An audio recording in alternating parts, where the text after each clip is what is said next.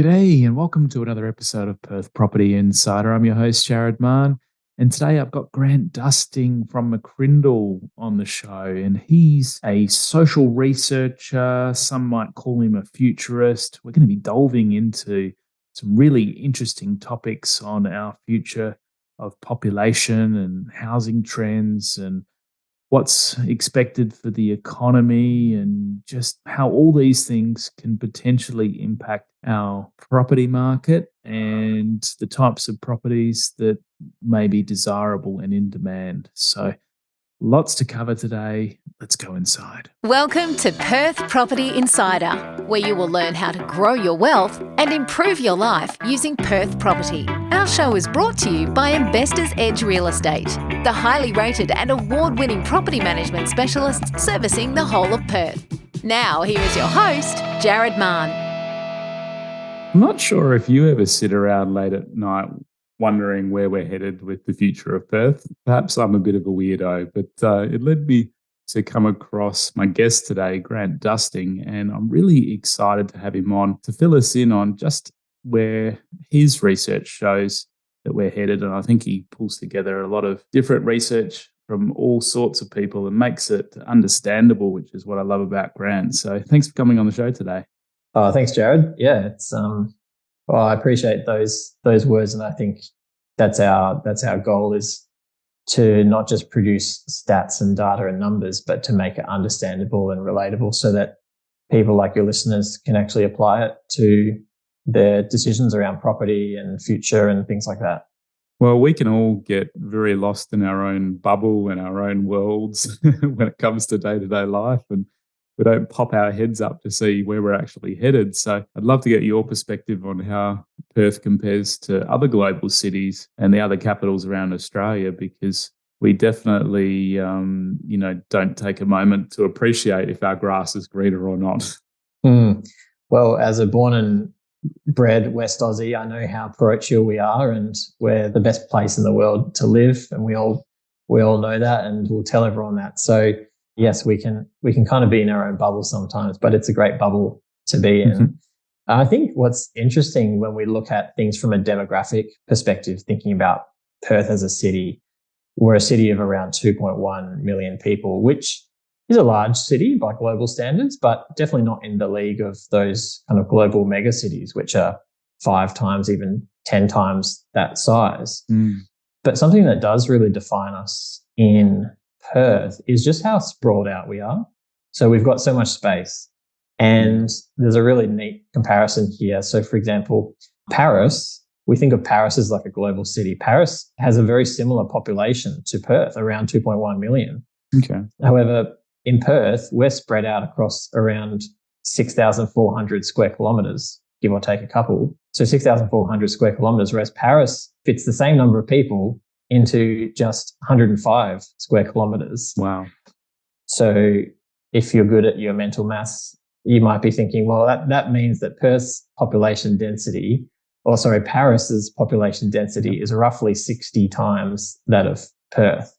Yeah, wow. That really so kind of paints a picture of that. Yeah, comparing to some of those kind of global cities, like an iconic city like Paris, we've got a lot more space than them. And I think for us in Perth, it's really the north-south sprawl, where the city just continues to stretch and stretch. And I remember in the last, in decades past, Mandurah was kind of akin to what Busselton is now, or Bunbury, but now Mandurah is very much considered part of the Perth metro area by most people. Yeah, so we've certainly got that to tackle with when it comes to town planning and providing amenities and, all the government spend just to do so, which we're picking up the tab of in one way or another.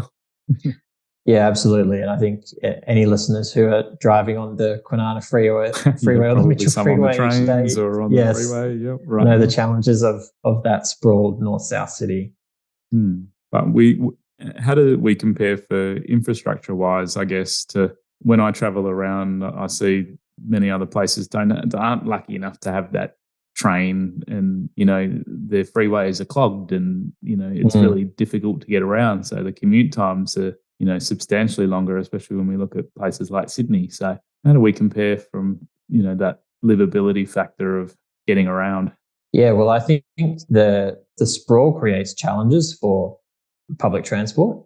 Obviously, higher population densities lend itself to public transport because it's, you know, that if you put a bus route here or a train line there, there's a lot more people living in that vicinity who will access it and pay for that service, and the government can recoup the funding. So I think it's always a bit of a chicken and egg problem with public transport investment is, do you go with the build it and then they'll use it approach, or do you wait for the demand? But so I think, yeah, having lived in Sydney for a few years, just being able to compare even Perth and Sydney, I think, yeah, there's clear differences there in, say, public transport convenience, which is a lot harder in Perth if you're not living in basically outside of some of the best rail corridors, particularly along the freeway. It can be very challenging. So we are very car dependent as a city, and then that also feeds into those other congestion issues as well. Some people have compared Perth as a city to kind of like on the west coast of the US, like a San Francisco. I mean, that's kind of a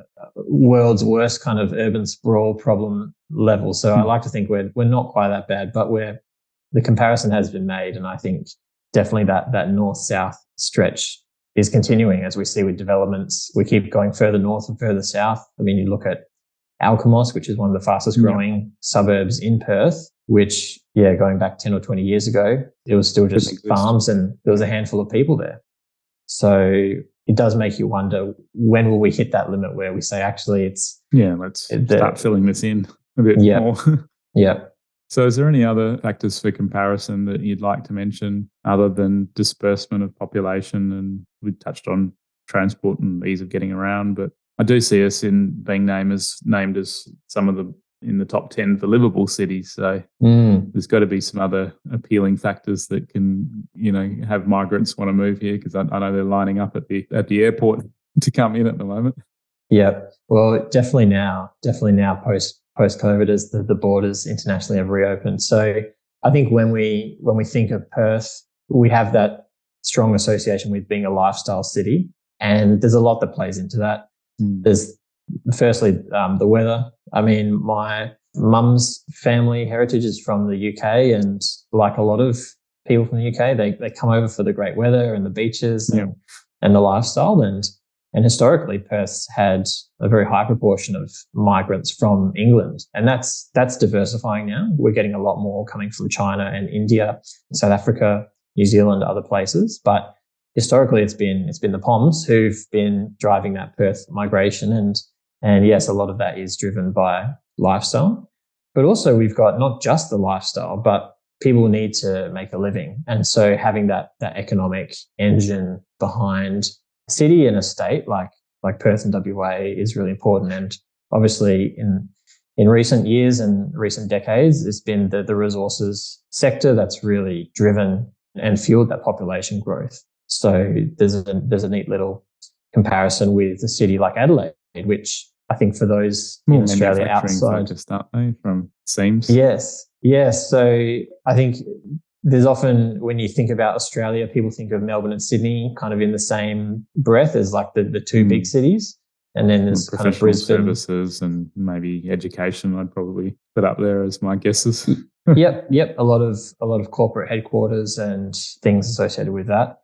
And then people often kind of group, Perth and Adelaide similarly, particularly those who are not from Perth or Adelaide, they just kind of get lumped together. So I don't 40 years ago. Adelaide, but Yeah, well, can you believe they're 150 odd thousand higher in their median house price at the moment? So that gripes me. Yeah, right. Yeah, so I mean, even taking Adelaide as a comparison, 40 years ago, our populations were neck and neck. In fact, Perth overtook Adelaide as the fourth largest city in Australia around 40 years ago. But you just to kind of give an idea of the scale of how fast Perth and WA has grown in those 40 years. Perth now, as I mentioned earlier, a city of 2.1 million, whereas Adelaide's grown a lot more slowly, around 1.5 million today. So I think that's largely because you look at the comparison, Adelaide doesn't have that same resources sector providing those economic opportunities, attracting migrants from interstate and overseas, and then a lot of the infrastructure investment and things that are then possible. From that. Yeah. Yes, exactly. So I think that's definitely been one of Perth's stories over the last few decades. I definitely pinch myself and I'm like, yeah, look, we have made pretty good use of the money when you look around. We've got the amazing stadium, we've got the relatively new children's hospital, we've got the expansion of the other hospital south around Coburn Central there. We've got the other entertainment venue in the CBD there. Yep. Name Perth escapes Arena me at the moment. or Yep. Thanks for saving me. yep. But yeah, and Elizabeth Quay's certainly taking shape. Blown Yep. away every time I go past and see. I think it's a residential building going higher and higher and higher. It looks like it might end up being the highest building in Perth. So that area is certainly taking shape down there, and wouldn't have. It's turning around what was an otherwise boring foreshore into something that's going to be pretty world class. So we should be grateful and thankful with the mining resources coming back and making our city better.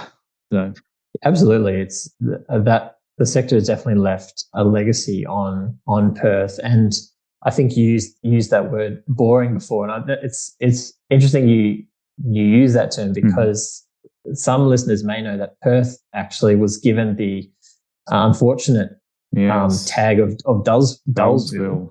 Yeah. By when was that? Do you remember?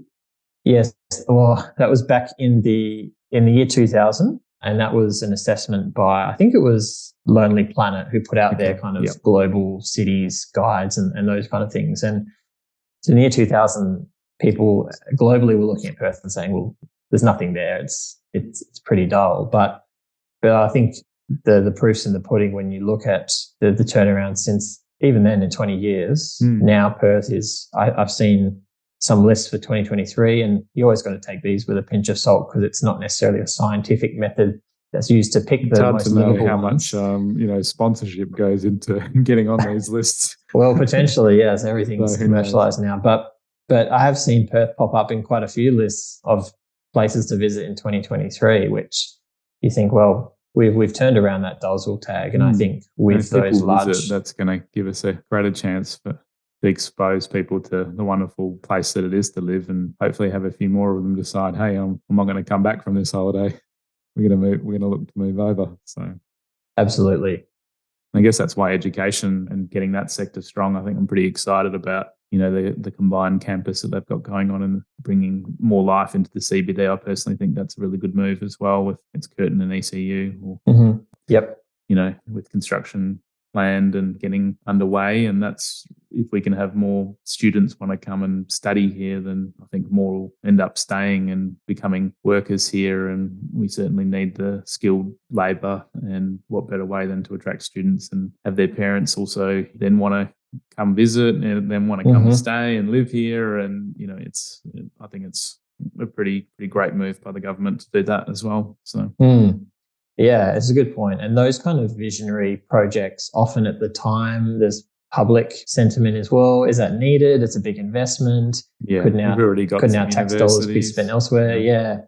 But I think, we look at Elizabeth Quay now and it's still being developed, but just some of these big visionary projects, we've got kind of Metronet underway at the moment, which is encompasses a lot of transport projects. But I think often you look back, whether it's 5, 10, 15 years, even Perth Arena, I know there was a bit of controversy about that and the design at the time, but it's Optus Stadium. These places have won international awards, and I think are helping put Perth on the map globally. So for those of us that don't get out much, where is our population dispersed around Perth? You mentioned that it's pretty sprawled, and you mentioned how at the far north, Alkimos has, had a lot of growth from virtually nothing. We've seen that as well. And there's a lot more land supply up there still to come on from what I can see. So where is the population dispersed around?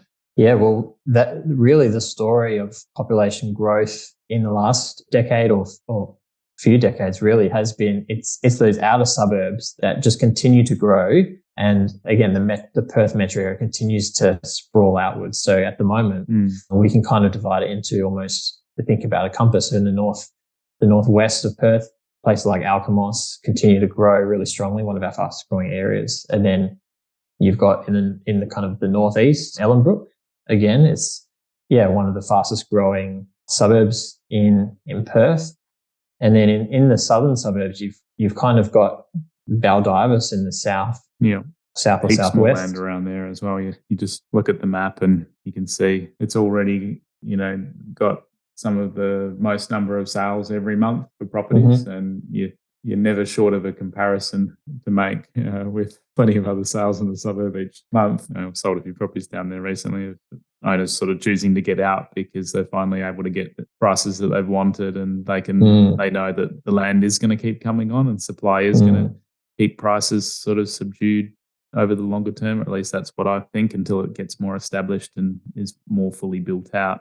But yeah, I think Byford's the other one, wouldn't it be? Did you mention that? Yeah, in the other southeast. When we look to the southeast, is that really is a growth corridor at the moment too. So currently it's Byford, kind of towards Serpentine, Jarrahdale, and if we look back over the last 10 years, the Brookdales and Hiltons and other suburbs through there, you just pull up the map again, and you see land everywhere still out that way. Yeah, and it's no wonder. I mean, in the last decade, some of these suburbs like Serpentine, Jarrahdale, Yarra Waters, Harrisdale have actually been among the fastest growing suburbs in the nation. So you kind of get a bit of a gauge on how fast that growth is there in relative terms.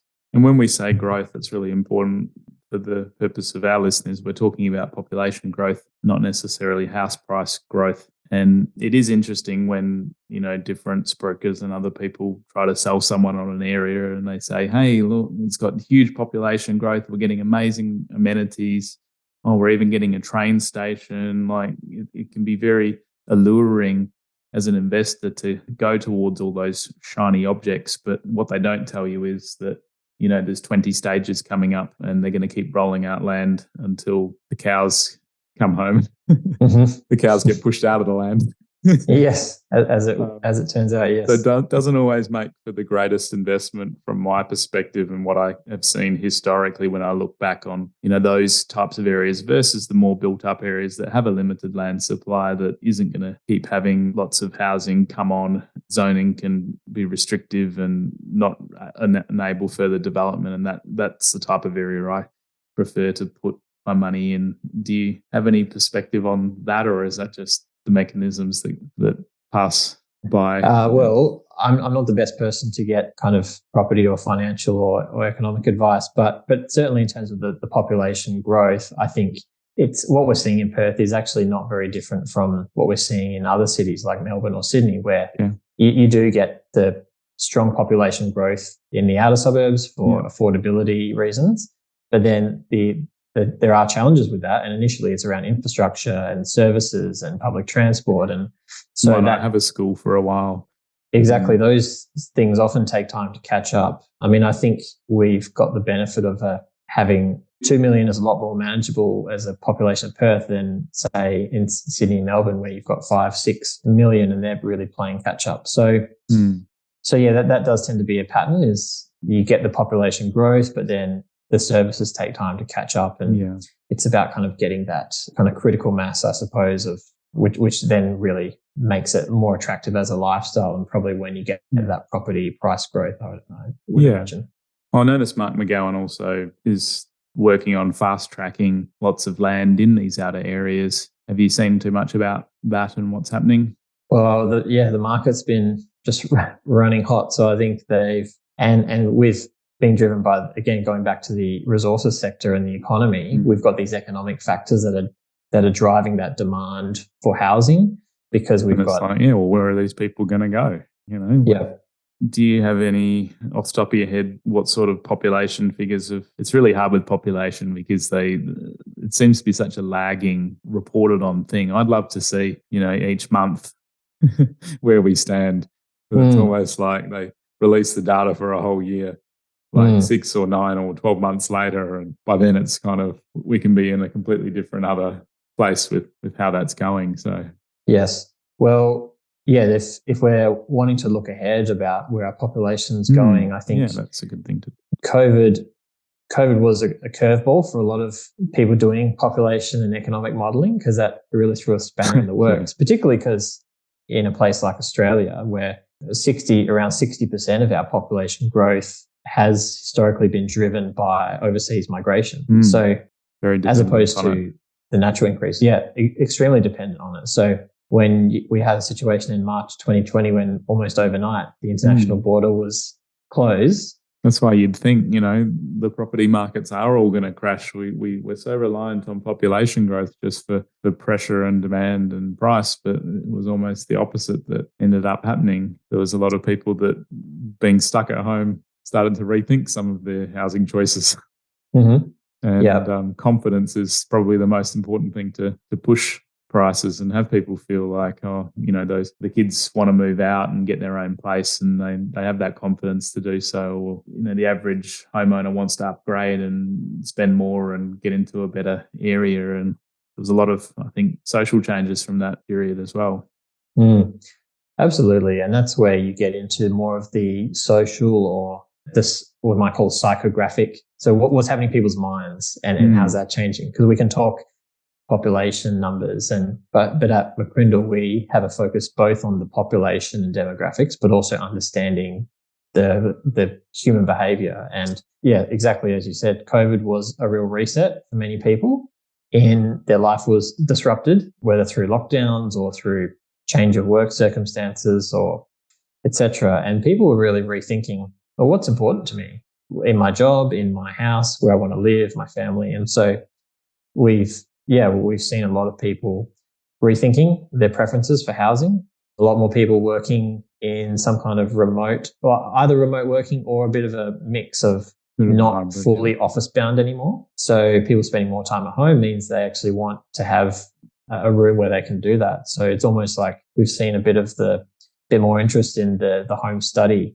It's kind of been revived again. I don't know if you've seen that in discussions you've had with your customers. Definitely. And I know from my own personal experience, I'm working at the dining table because I like the light and other stuff. Whereas our study at home doesn't have any like windows, so it's kind of in the middle of the house, and not the nicest working spot. So if I was going to move again, I'd definitely be like, where can I get a nice place with light and something where it's got a good work environment around? And I think I'm seeing that a lot more from buyers and tenants when they're looking for a place.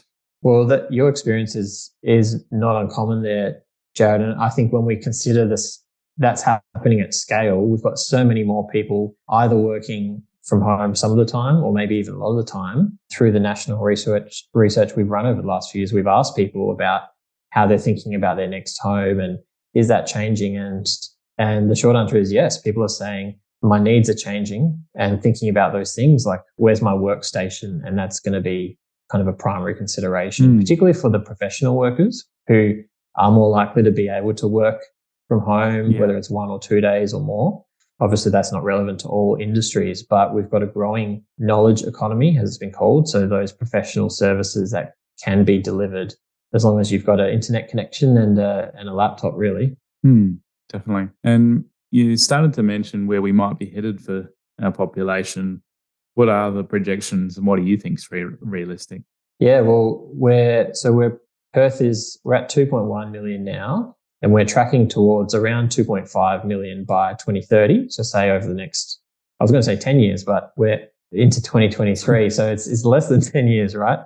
So tracking towards 2.5 million by 2030, and then going to be edging 3 million by 2040.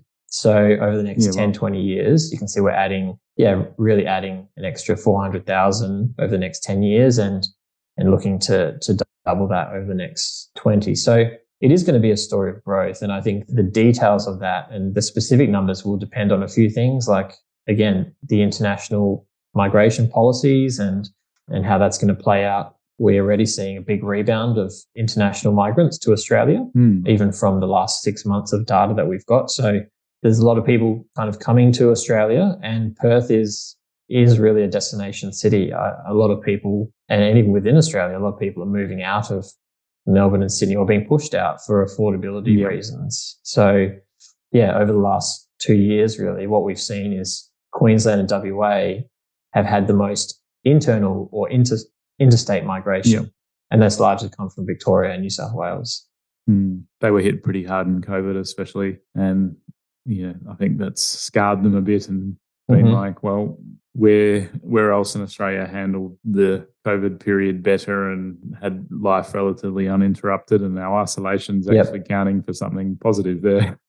Yes, exactly. The most isolated city in the world.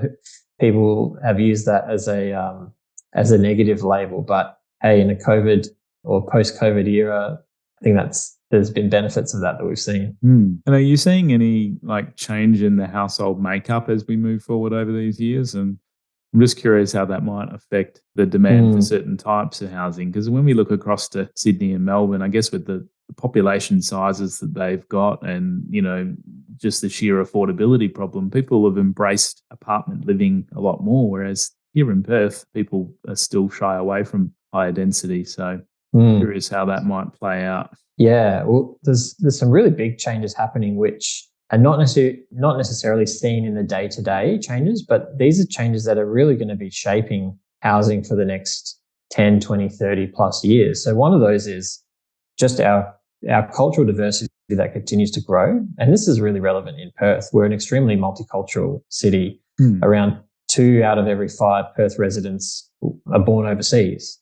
So that's really putting us on par with Melbourne and second only to Sydney, really, in the Australian context. So we're very culturally diverse. And what that means is each culture is bringing different cultural norms and expectations. And we know that in a lot of the Asian cultures, and we have some of our strongest migrations from places like India, China, some of those other Southeast Asian countries, Malaysia, where it is a lot more common for families to live together, for that intergenerational living, which is a bit different to the traditional Western way of living and kind of doing family life. So I think that's a great example where demographic change is going to have a real impact. And we already see that in other culturally diverse cities where you do get a lot more of those intergenerational households, which they need those big homes. So I think the large 4 or 5 bedroom homes in Perth, which are known for the suburbs, they're probably going to be being used by those multi-generational households. Well, yeah, I see it at the moment when I'm selling a property. I get a whole family come in. It's not just the couple with their kids, it's grandparents as well, and they're all planning to live together. And the feedback I often get is, look, this is not going to be big enough for us. We need a much larger lounge area. They may want to make it a prayer room, or where they have complete family and community gatherings as well. So there can be a lot of different needs when we start dealing with all the different cultures and the diversity, but it's what makes it so exciting as well for me. Definitely. So we've got the cultural diversity playing into things, but then also our aging population too. Good one. I mean, I remember when I was in high school, in the geography class, they were talking about the aging population. So it's not a new phenomenon, but it's not going away. We're continuing to, our median age continues to increase. And so what it means all is these that breakthroughs and longevity, and it's very exciting. Living longer. I'm reading various books on it at the moment, listening to podcasts, and we may have to reset our time horizons for maybe 100, 120. Who knows how long we may live to with some of the breakthroughs that are already occurring and in clinical trials and stuff. So it's really interesting where we could absolutely.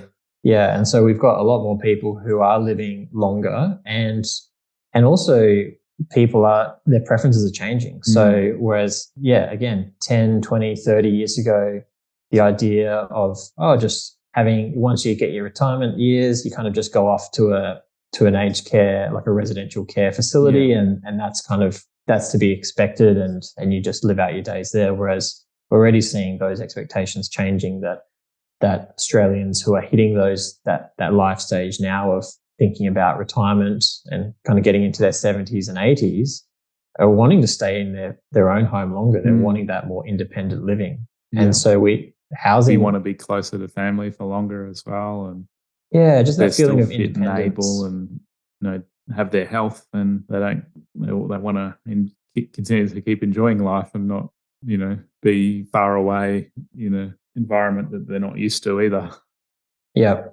And we're already seeing interest. We've been commissioned to do research over the last few years from a host of developers, particularly in Melbourne and Sydney, looking at that vertical communities for that retirement age. So rather than kind of people living in retirement just in the traditional single-story kind of aged care home, nowadays the baby boomers in their retirement, they're very they're cashed up, they're more dynamic, their lifestyle expectations are higher. So they actually want to live in a lot of them want to live in places that have those amenities, like have a shop, might be an apartment style living arrangement where their residence is upstairs, and then downstairs you've got your retail options, you've got your different food and groceries and all of that within walking distance. So obviously that type of infrastructure takes time to build, but we're already seeing that kind of changing expectations and sentiment as the different generations come through. Yeah, nice. And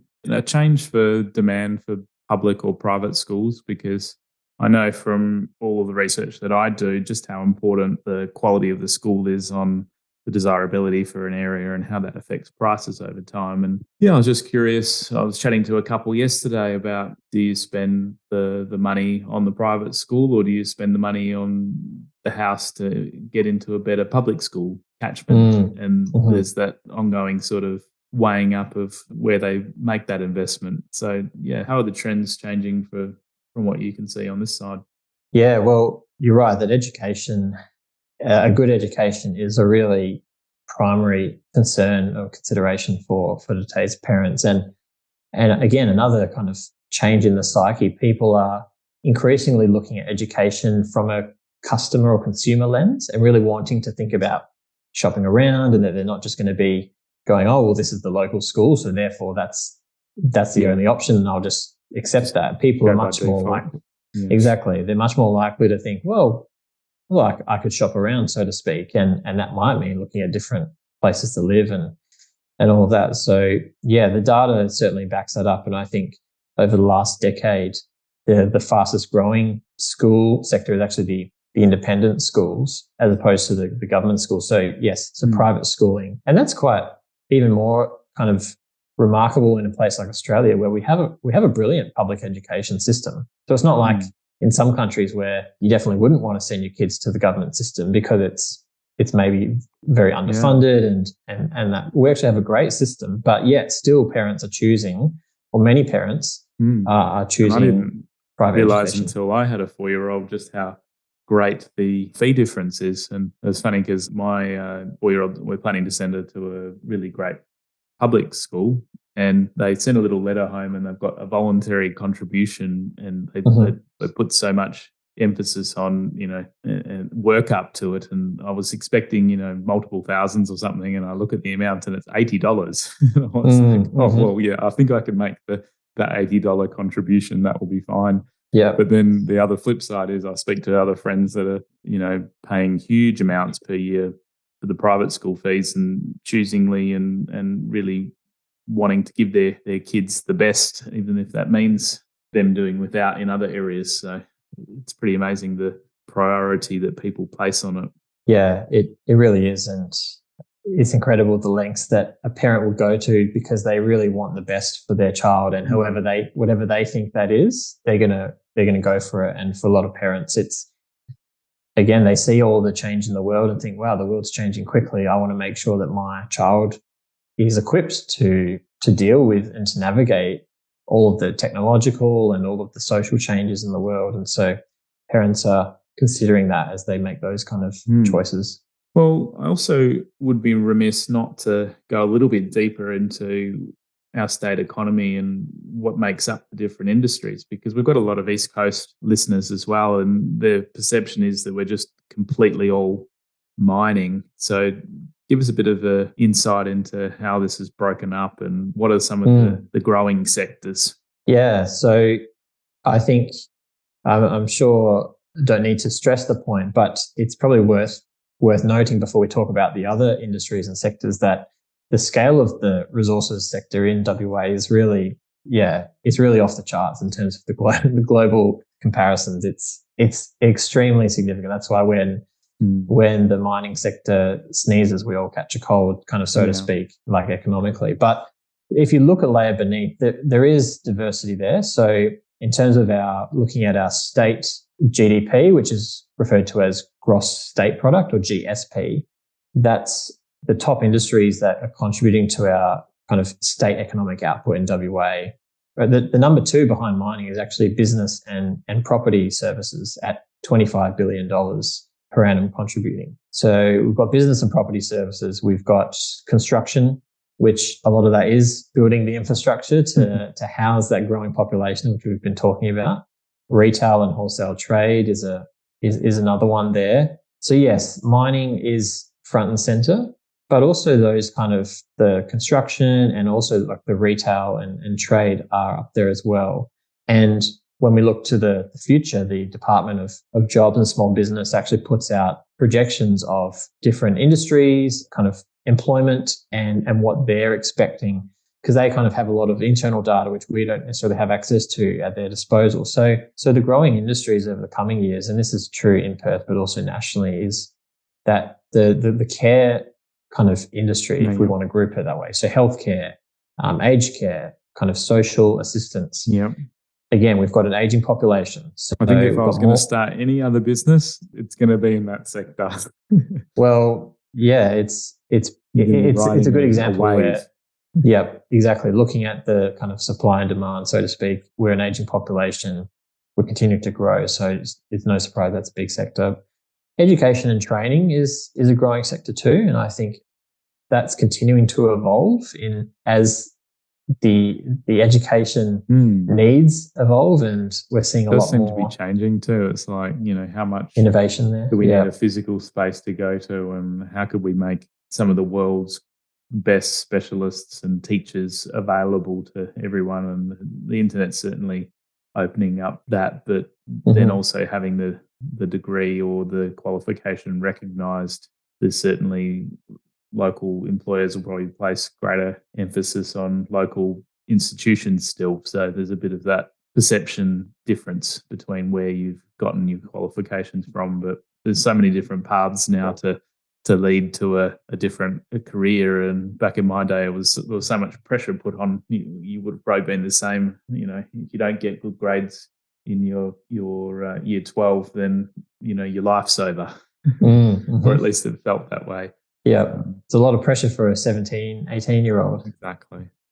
Not everyone thrives in that kind of environment. So, yeah, it's at least encouraging that there is a lot of different, more avenues now to end up in that career that you want. So, yeah, and we do a lot of study across kind of the future of work and education, how that's changing. So if any listeners are particularly interested in that, they can simply just Google McCrindle and those topics, and there's a lot that's changing and a lot of innovation happening for sure.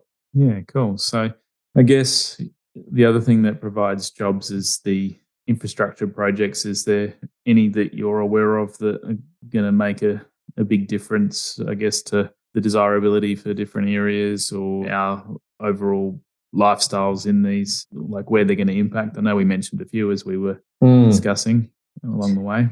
Yeah, well, I think we've kind of touched on a few, but the summary comment, I suppose, is that we know that in terms of creating livable, people want to live in areas that are desirable to live in.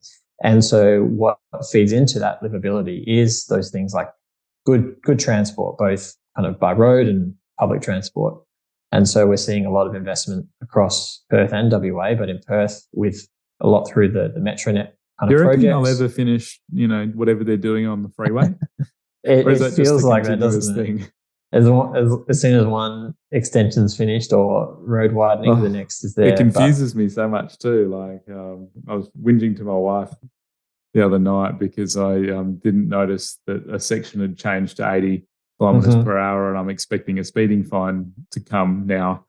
And I just can't keep track of when they keep changing these bloody speed limits.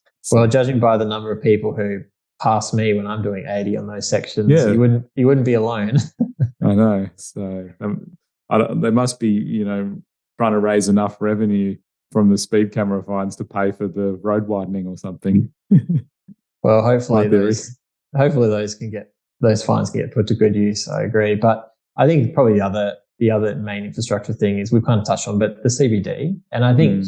Particularly for people who've been to other cities, I would say Perth, our CBD is not usually regarded as our strength. It's a little underwhelming. And so this investment in Elizabeth Quay, in like you described, that getting that education hub, the Perth City deal. So hopefully, I've heard things like that. Maybe that's going to kind of fall over, but hopefully that can actually come to fruition, because if you're creating kind of infrastructure and amenities to attract people, in that case, like a university campus in the CBD, it's going to attract people. They need somewhere to live. They need places to go to buy food, buy lunch, retail, and it just creates that economic hub, which can then have those other kind of livability benefits. So I think that's probably something to watch, is the Perth CBD is an area of opportunity.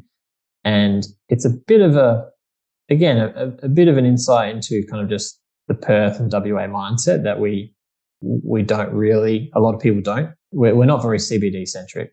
And I think that's because everyone goes home for the weekend, and places can be a bit of a ghost town sometimes. Yeah, we're very much kind of the suburban lifestyle, but that is starting to change. Yeah, with so things slowly. like Fringe Festival, and there's a lot more restaurants and cafes and things in there that are open that are worth going in for, and hopefully that continues to improve. So, yep, awesome, Grant. Well, thank you so much for bouncing things around. I know I was a little bit all over the place, but so much interesting things to talk about today. So thank you for your time. Oh, it's a pleasure, Jared. And honestly, our work is very, very disparate and covers a lot of different bases. So always up for a wide-ranging conversation. Thank you. Thanks, mate. Hey. Just a reminder that the information discussed in this podcast is general in nature, as we don't know your specific situation. You should always seek professional advice before taking any action. For free market reports on your suburbs of interest and other helpful resources to grow your wealth, make sure you join my property investor update at investorsedge.com.au/join. And finally, make sure you're a member of our Perth Property Investment Facebook group to be part of the conversation with other like-minded investors, get help to your questions, and get a feel for what's going on out there in the market. I'll see you in the group.